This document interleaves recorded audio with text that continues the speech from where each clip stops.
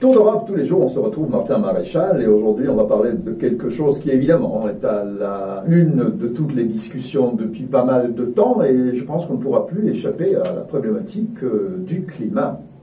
Mais donc oui, donc je voulais là, pour cette première semaine de reprise donc, de Tour d'Europe, revenir sur quand même une espèce de paradoxe qui m'a quand même fort frappé quand je préparais cette chronique, c'est le climat. On a d'un côté, 2019 a été vraiment l'année qui a révélé Greta Thunberg, cette jeune adolescente de 16 ans suédoise qui donc est devenue le visage de l'écologie, de la jeunesse qui ne veut plus justement voir l'inaction des personnes peut-être des générations précédentes qui sont peut-être pas assez ambitieuses pour pouvoir faire face à la transition climatique. Ce fameux "Oh dare you", exactement, le mettre en mal la planète qui ne nous appartient pas.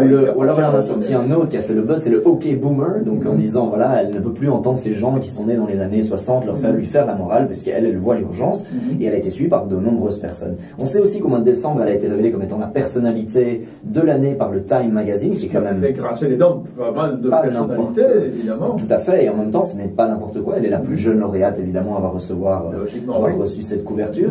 Et donc, ça, c'est un élément. Donc, c'est cette prise de conscience et ces March for Friday, enfin, ou Friday for Climate, etc., qui sont sortis. Et puis, de l'autre côté, cette fin d'année 2019 a montré la COP25 avec un échec total. Donc, aucun accord n'a été trouvé. On a aussi eu, évidemment, plus tôt dans l'année, le retrait du président Trump et des États-Unis de l'accord de Paris.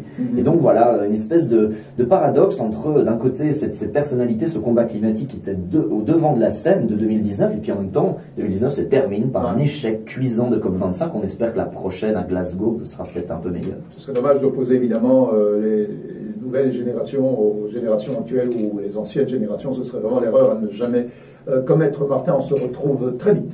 Eh ben oui, ciao.